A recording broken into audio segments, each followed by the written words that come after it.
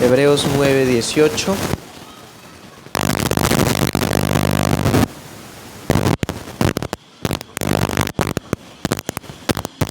Dice: por eso ni aun el primero fue consagrado sin sangre, porque habiendo anunciado Moisés todos los mandamientos según la ley a todo el pueblo, tomando la sangre de los becerros y de los machos cabríos con agua y lana de grana e hisopo, roció al mismo libro y también a todo el pueblo.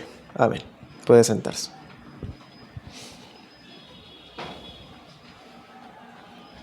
El aspecto civil de la ley de Dios. Eso corresponde al 19.4 de la confesión, si la tiene allí.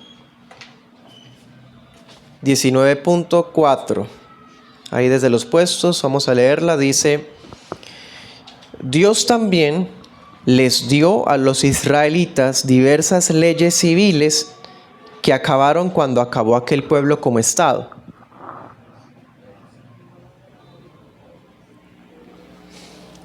No siendo ahora obligatorias para nadie, en virtud de aquella institución, siendo solamente sus principios de equidad utilizables en la actualidad. Bien. Entonces, en nuestra cuarta predicación de la serie sobre la ley del Evangelio, la titulamos El aspecto civil de la ley de Dios. Hicimos lectura de Hebreos 9:18 al 19 y corresponde al 19.4 de la Confesión de Londres. La semana anterior, y bueno, en estos días hemos estado viendo la triple división de la ley. Vimos que hay un aspecto moral, hay un aspecto ceremonial y un aspecto civil. Hemos demostrado que el aspecto moral se encuentra plenamente vigente hoy, que el ceremonial no, ya fue abrogado. Sin embargo, sus aplicaciones morales, o sea, los principios que se pueden extraer del aspecto ceremonial, los principios de tipo moral sí están vigentes y también que pues apuntan a Cristo, ¿no?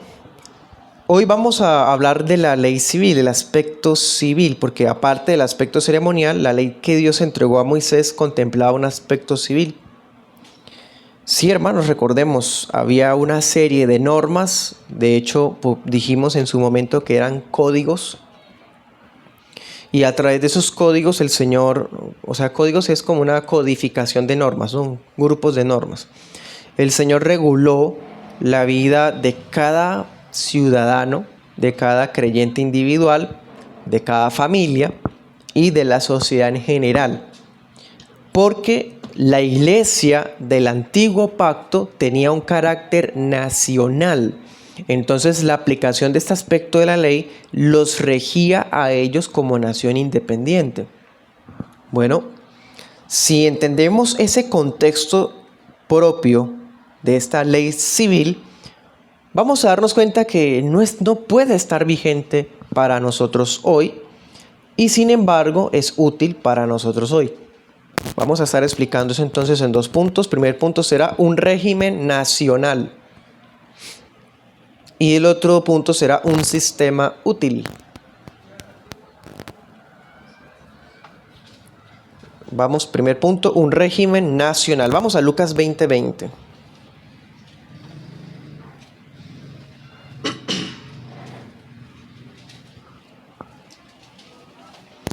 En estas palabras el Señor Jesús está profetizando la caída de Jerusalén.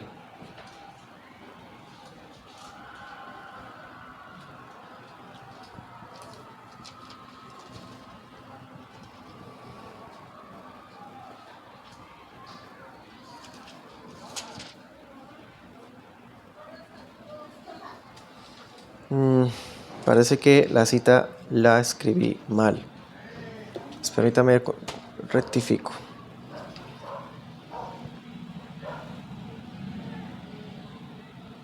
Lucas 21:20. Sí. Dice: y cuando vean a Jerusalén cercada de ejércitos, sepan entonces que su destrucción ha llegado. Ahora mira el 24. Y caerán a filo de espada y serán llevados cautivos a todas las naciones, y Jerusalén será hollada por los gentiles hasta que los tiempos de los gentiles sean cumplidos. Amén. Esta noche vamos a concentrarnos en el aspecto civil de la ley de Dios. Y cuando hablamos de eso, de leyes civiles, estamos pensando en Israel como pueblo de Dios del Antiguo Pacto. Encontramos que estas leyes civiles bíblicamente era una legislación nacional muy variada. ¿Se acuerdan? Nosotros ya estudiamos Éxodo y Levítico, especialmente Éxodo. ¿Se acuerdan que después de los 10 mandamientos el Señor comienza a regular varias cosas? Habla de qué pasa cuando se pierde el buey de alguien, qué pasa cuando le roban algo a una persona y eso estaba bajo su cuidado, no era ni siquiera suyo. Vimos, bueno, ahí se habla de juramento, se habla del ojo por ojo, diente por diente. Mejor dicho, son normas concernientes a la propiedad privada, a la familia, porque propiedad privada, recordemos, decía, cuando cosechen, no limpien la era, dejen algunas cosas para los pobres. ¿Se acuerdan? De la familia, no se pueden casar con ninguna persona dentro de los vínculos o los grados de consanguinidad. ¿Cuáles? Estos: sobrinos, tíos, hermanastros, hermanos, padres, hijos, nietos, nietas, cuñados, nuero, yerno, ¿sí? Hablaba también de normas sobre actividades agrarias. Decía, por ejemplo, no pongas a un buey arando junto con un asno.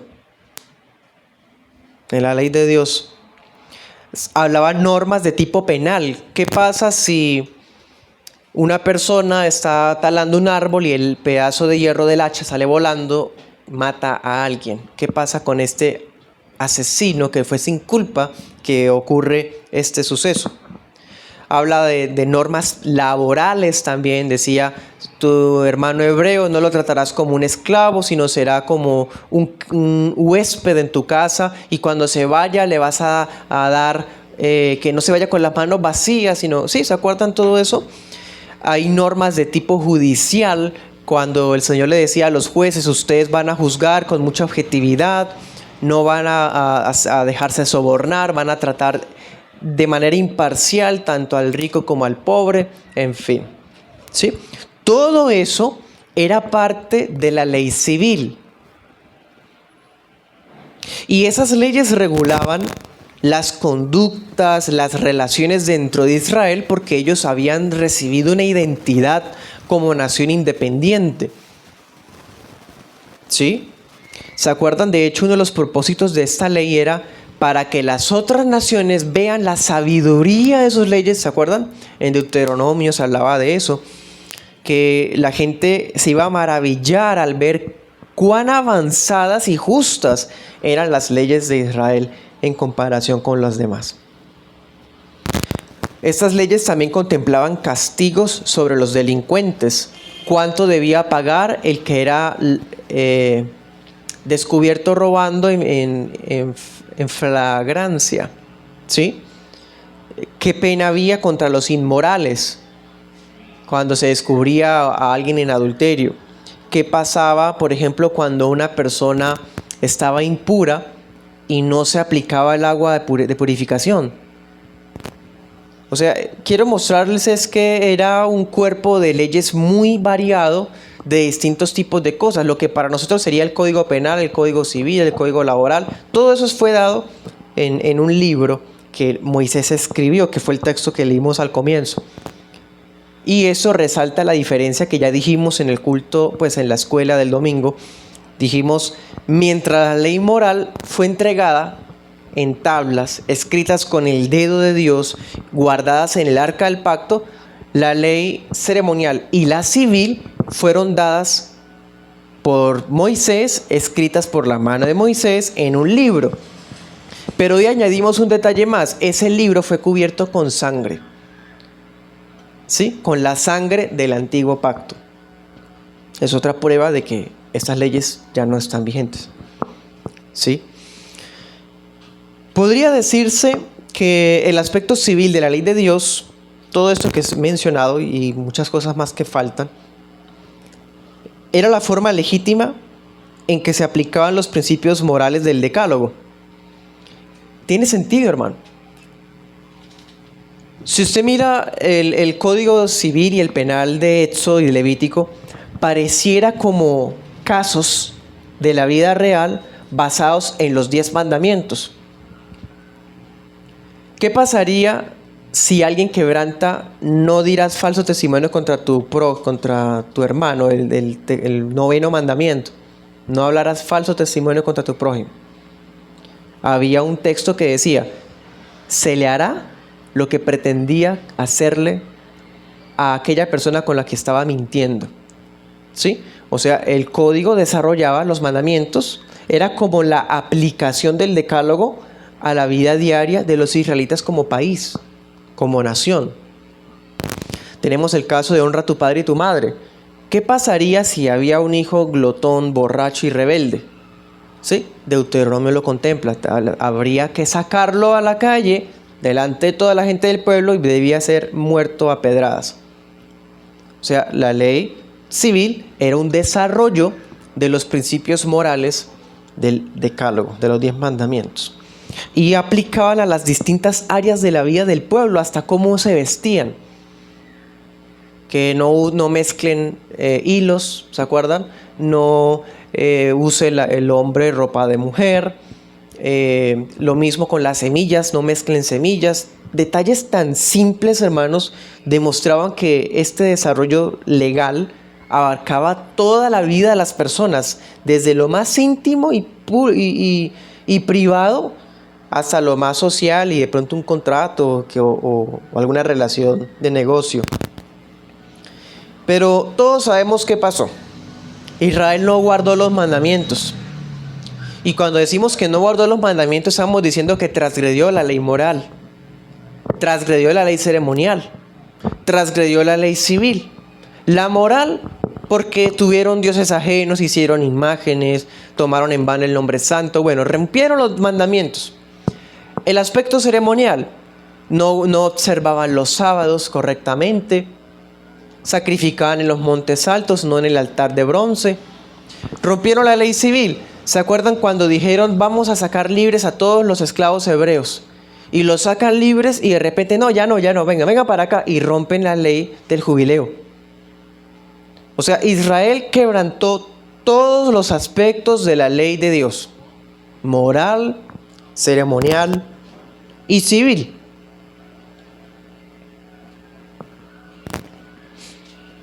Así que cuando la Biblia dice que Israel quebrantó el pacto, implica que partió o rompió, quebrantó, transgredió la ley en las 3 formas. Que eso fue lo que hizo Adán. Adán, ¿se acuerdan? Toda la ley escrita en su corazón. Cuando él quiebra el pacto es como si hubiese hecho lo mismo. En otras palabras, Adán se le llama hijo de Dios en Lucas 6:38. A Israel se le dice hijo de Dios en Oseas 11:1. O sea, podríamos decir esto: así como Adán, que fue el primer hijo de Dios, fue expulsado de Edén cuando rompió el pacto de obras, Israel, el segundo hijo de Dios, fue expulsado de la tierra prometida cuando rompió el pacto de obras. Lo mismo. Por eso en Oseas dice, tu padre rompió el pacto, y lo compara con ellos. En ese sentido uno puede decir que la ley del antiguo pacto era también un pacto de obras. La ley ceremonial, la ley civil, era pacto de obras, porque mientras ellos obedecieran esto, tenían beneficios. Entonces, hermanos, esto que estamos diciendo, y citamos Lucas 20:20, para demostrar algo. Ellos quebrantaron el pacto antiguo reflejado en las 3 formas de ley. ¿Sí? Y estas leyes, particularmente las civiles, reflejaban su identidad como nación ¿hasta cuándo iban a regir? Hasta cuando cayera Jerusalén. Ya no existe esa nación. Es que ya no solamente el pacto fue renovado, o mejor, reformado. Es que las leyes civiles tuvieron vigencia hasta la caída definitiva de Jerusalén. Porque Cristo profetizó juicio que se cumplió por medio del Imperio Romano. Entonces, cuando la teocracia judía cayó, la ley civil se acabó, terminó. Claro, ya no se aplican las leyes civiles del antiguo pacto para nosotros acá en Girón, Colombia. No tiene sentido, entonces ni siquiera tenemos una cultura agrícola como es el tiempo. Ya hay normas penales. De hecho, la ley de Dios admite y promueve la pena de muerte. Acá no, acá está prohibido. Y no podemos, bajo el pretexto de obedecer la ley de Dios, entonces hacer justicia con mano propia, porque la ley de Dios dice que, ¿sí me entienden? Entonces ya no hay aplicación para las leyes civiles en los días de hoy. Bien, por lo tanto, eso era un régimen nacional. Y cuando esa nación dejó de ser nación, dejó de ser pueblo de Dios porque fue desechado por Cristo mismo, ya entonces esa norma, ese régimen no tiene vigencia.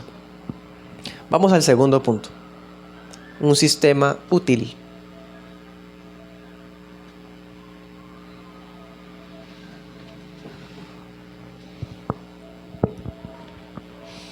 Ojalá que las naciones replicaran las leyes de Dios. Eso sí no lo podemos negar. Pero el tema es que la iglesia no está llamada a eso, hermano. No estamos llamados a volvernos legisladores y replicar las leyes de Dios en nuestros países. Lo digo porque, aunque suene extraño, hay un movimiento reformado que dice que sí, se llama teonomía. Y tratan como de hacer cambios sociales, reformas políticas en nombre de la ley de Dios. Un poco anacrónico eso. Y parece que se olvidan de esta triple división y de que ya no está vigente.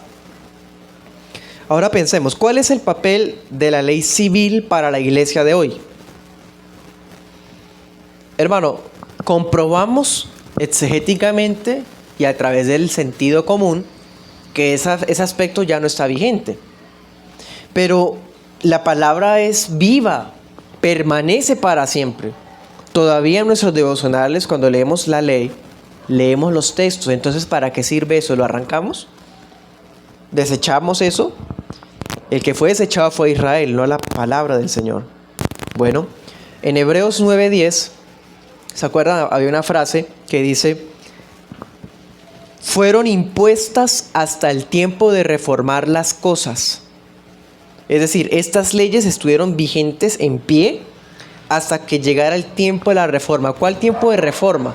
Bueno, la llegada del Mesías. Cuando llegara el Mesías iba a cambiar la ley, claro, porque iba a haber un nuevo sacerdocio, ya no iba a haber ley ceremonial, ya no hay ley civil. Entonces la reforma se refiere a eso, a la llegada misma del cumplimiento y del nuevo legislador, Cristo, el nuevo sumo sacerdote.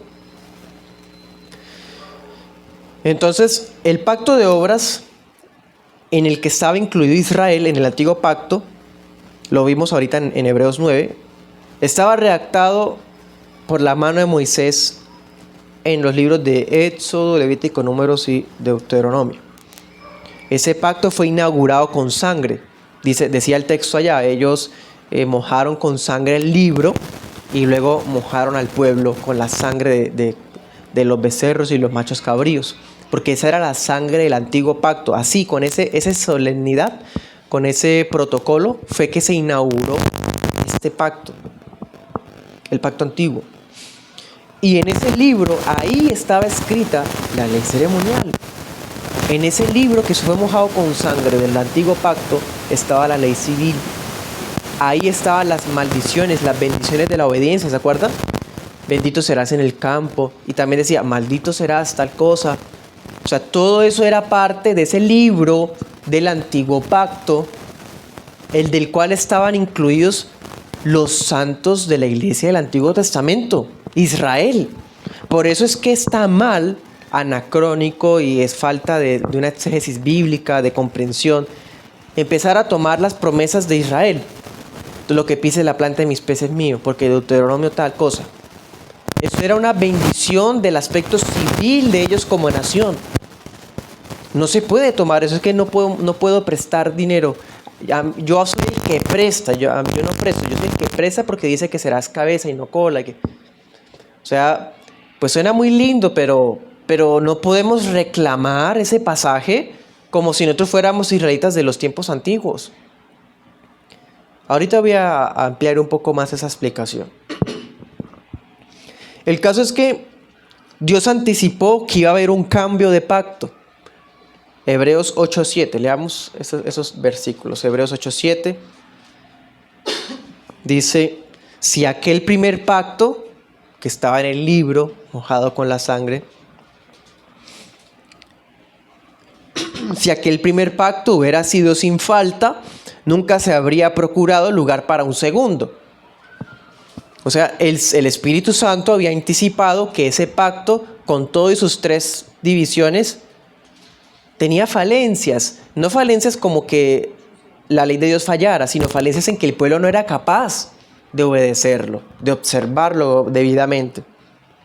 Ahora mire 8:13. Al decir nuevo pacto, dio por viejo el primero, y lo que es dado por viejo y se envejece está próximo a desvanecerse. El anterior se desvaneció. ¿Qué es cuando algo se desvanece? No se borra de una vez, se va borrando poco a poco. Claro, porque cuando Cristo muere y luego resucita y asciende, todavía faltan 40 años para que Jerusalén caiga. En ese tiempo estaba desvaneciéndose la ley, porque todavía estaba el templo, todavía estaba el sacerdocio arónico, todavía estaban las leyes civiles. Por eso ellos vendían todo lo que tenían, ¿se acuerdan? En Hechos de los Apóstoles, porque igual se podía recuperar en el jubileo, por ejemplo. Todo eso estaba vigente. Usted puede ver, por ejemplo, a Pablo haciendo el voto de Nazariato y vaya a hacer un holocausto para que no piense que él está en contra de la ley judía, circuncida a Timoteo. Bueno, todas esas cosas que a veces sirven como polémico para los judaizantes, es que se estaba desvaneciendo el pacto antiguo, todavía estaba en pie, se estaba desvaneciendo poco a poco. Pero ya cuando Jerusalén cae, el templo cae, se acaba la primera generación de cristianos judíos, ya este pacto quedó por viejo, se desvaneció. Bueno, entonces, ya con todo esto que vimos, hermanos, comprobamos que el pacto fue reformado, por eso se llama nuevo pacto. Significa entonces que el aspecto civil de la ley de Moisés no es obligatorio para la iglesia del nuevo pacto. No obliga a la iglesia del nuevo pacto. Ya no hay normas para nombrar a un rey. No hay normas para cómo cosechar, cuánto porcentaje tomar para las primicias y dárselo a los levitas. Nada de eso, hermano. Las fiestas judías, bueno, eso ya era más ceremonial, pero había a veces mezclas porque había fiestas que que celebraban cosechas. En fin. Y es que pensémoslo así. La iglesia del nuevo pacto no es nacional, no es étnica. De hecho, nos encontramos dispersos en todas las naciones. No estamos regidos en una ley civil porque estamos en diferentes países. Es diferente la ley civil de Colombia a la de Venezuela o la de Panamá. Diferente. Cada nación de la que somos ciudadanos terrenalmente tiene sus propias legislaciones penales y laborales. Bueno, la iglesia primitiva, la primera generación, entendió eso, hermano. Mire Hechos 6:14. Y lo entendió, y de hecho Esteban predicaba eso. Y por predicar eso, torcieron sus palabras y fue el motivo por el cual lo arrestaron, para luego asesinarlo. Hechos 6:14. ¿Se acuerdan? Los testigos falsos son gente que a veces no necesariamente inventa cosas, sino que tuerce lo que sí se dijo. ¿Se acuerdan cuando Cristo dijo, en 3 días destruiré ese templo? Lo tomaron literal, o sea, tomaron palabras reales para torcerlas. Lo mismo hicieron con Esteban. Dice 6:13, pusieron testigos falsos que decían, este hombre no cesa de hablar palabras blasfemas contra este lugar santo y contra la ley. Claro, o sea, él está predicando que ese lugar santo ya no está el Señor ahí y que hay un nuevo templo. Él está predicando que la ley, ¿cuál ley? La civil y la ceremonial ya no van a estar vigentes. Luego dice, porque lo hemos oído decir que este Jesús de Nazaret destruirá este lugar y cambiará las ordenanzas que nos dio Moisés. En cierta manera sí estaría predicando eso, hermano, como nosotros lo hacemos. Hubo cambio, hubo reforma, hubo abrogaciones y nuevas leyes en Cristo Jesús. Pero su intención no era crear como una especie de caos y una reforma legal para el país de Israel en ese momento. Es que era parte del evangelio predicar este tipo de cambios. Pero fue malinterpretado y usado en su contra. Y ya sabemos qué pasó con Esteban. De todas formas, deja ver que la iglesia primitiva comprendió el cambio. Comprendió esa transición. Difícil, pero muchos sí lo entendieron. De hecho, hasta parece que entendió más fácil Esteban que Pedro. Pero también podemos comprender que, o podemos ver que ellos comprendieron, pues, que la ley civil, aunque ya no iba a estar vigente como nación, sigue vigente para extraer principios morales. Siempre que se refleje la equidad, la rectitud de Dios en nuestras relaciones interpersonales. En ese sentido, es útil la ley civil. Ejemplo, ¿de dónde sale la importancia de ayudar a las viudas y a los huérfanos? De la ley civil. Y en Santiago se sigue aplicando, y en Timoteo Pablo dice, ocúpate de las viudas jóvenes, y empieza a dar requisitos. ¿Por qué Pablo hace eso?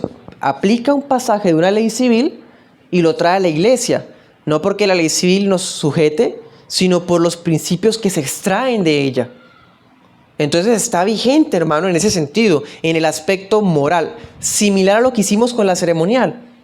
Los principios morales que se extraen son los que está vigente. Lo mismo con la civil. Claro, por ejemplo, en las relaciones interpersonales como patrón y servidor o empleado. ¿Qué dice la Escritura? Si tu amo es cristiano, no por eso hagas mal tu trabajo. ¿Se acuerdan? Timoteo habla de eso. No le sirvas al ojo, dice también Colosenses. Dice en Santiago, ustedes que le retienen el jornal a su trabajador. O sea, está tomando cosas de la ley civil y se las está aplicando a la iglesia. Sigue vigente, hermano.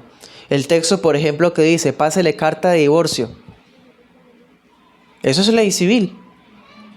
Ahora, ¿cómo se hace? Pues bueno, ya no se pasa carta de divorcio. Ahora toca hacer un trámite notarial para que el pacto matrimonial se anule. No es simplemente que, no, ya el pacto se quebrantó y ya podemos entonces empezar de nuevo con otra pareja. O sea, eso es paganismo. La ley civil se respeta en sus aspectos morales. Bueno, les pongo más ejemplos, hermanos. Y con esto demostramos que, aunque no está vigente, sigue siendo útil. Y por lo tanto, los principios morales que se extraen sí siguen estando vigentes. 1 Corintios 5:1, ya lo mencioné la vez pasada.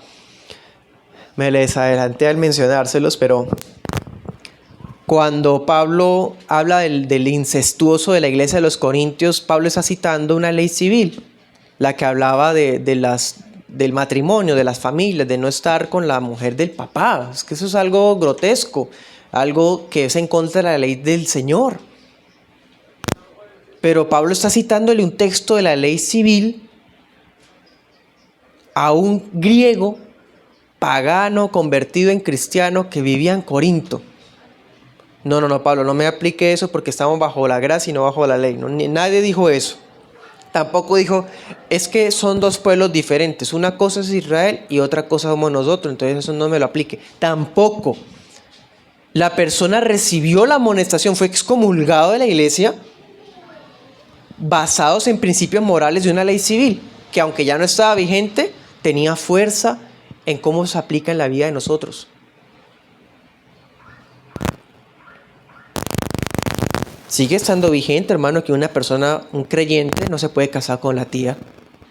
Eso sigue vigente.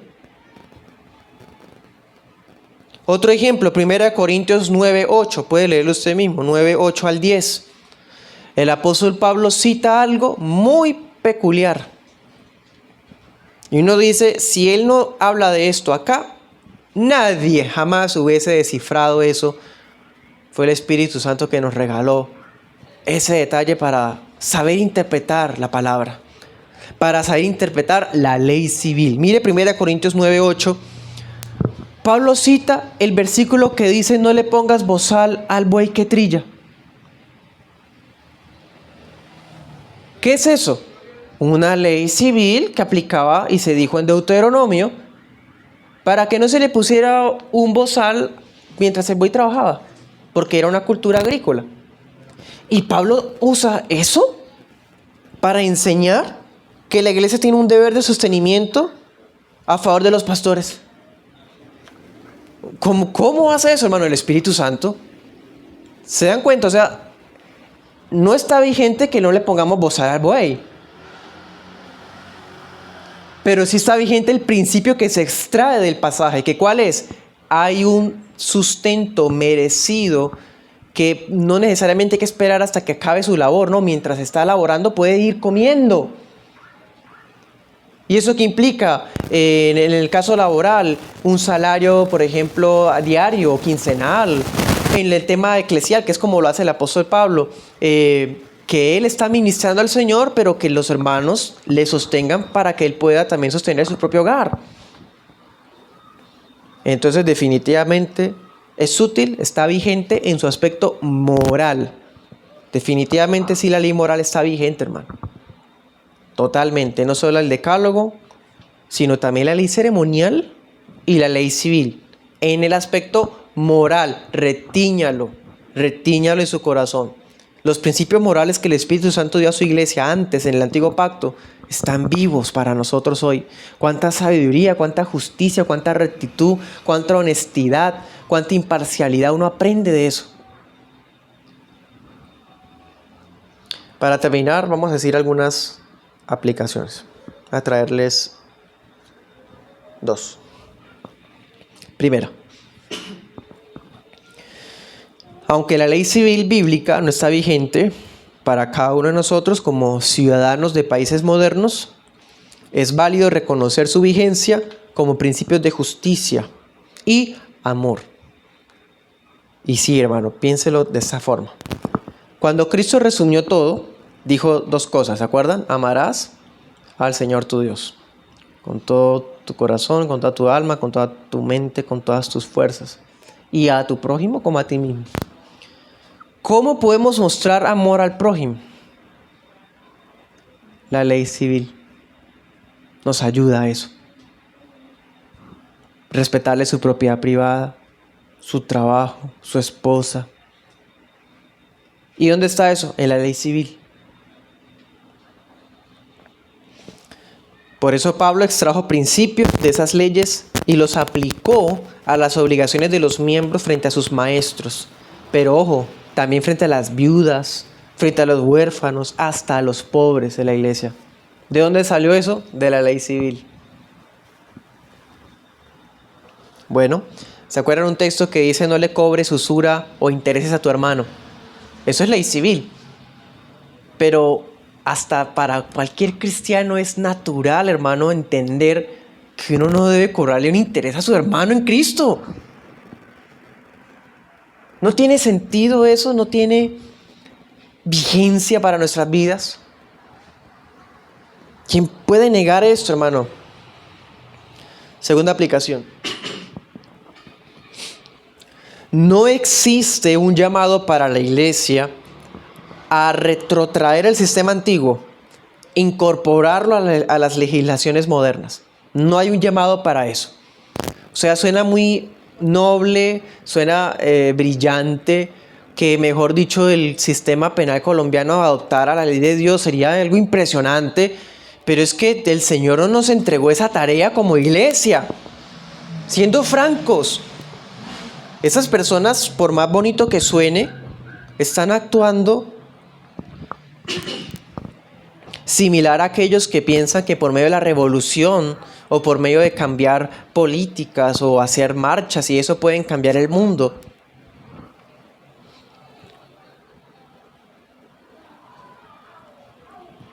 Entonces no tenemos ese llamado, pero sí es un llamado ¿cuál? Sí hay un deber, ¿cuál? Aprender rectitud, aprender honor a través de los principios prácticos que aprendemos de la ley civil. Eso sí, hermano, sí estamos llamados a eso. Por eso la iglesia debe predicar las leyes del Señor. Solamente alguien banal podría decir, es que esto para qué, ya no tiene vigencia. Si un pastor hablara así, hermano, mostraría que no está llamado al ministerio, no es competente, o por lo menos siéntese y estudie un tiempo y luego sí vuelva. Por ahora no puede hacerlo. Es que los principios de la ley civil, ¿para qué nos sirven a nosotros? Como trabajadores, como propietarios, como consejeros, como padres, como jueces. Todavía decir a alguien que no está vigente o que no sirve para nada. Cito a John Hill, abro comillas. Aunque la ley moral se anula como pacto de obras, sigue vigente como regla de acción y conducta. Es abolida en cuanto a la forma en que la administró Moisés, pero el contenido, la suma y la sustancia de esta permanecen firmes, irrevocables e inmutables en las manos de Cristo. Los creyentes son librados de la maldición y condenación de la ley moral, pero no están exentos de obedecerla. Y aunque no deben buscar la justificación por medio de la ley, están bajo las mayores obligaciones, por los más fuertes lazos de amor, de tener en cuenta todos sus mandamientos. Cierro comillas. Sí, hermano, estamos antes más obligados, porque más amor nos ha mostrado Cristo. Y más amor se nos demanda de dar a nuestro prójimo. Amén. Oremos.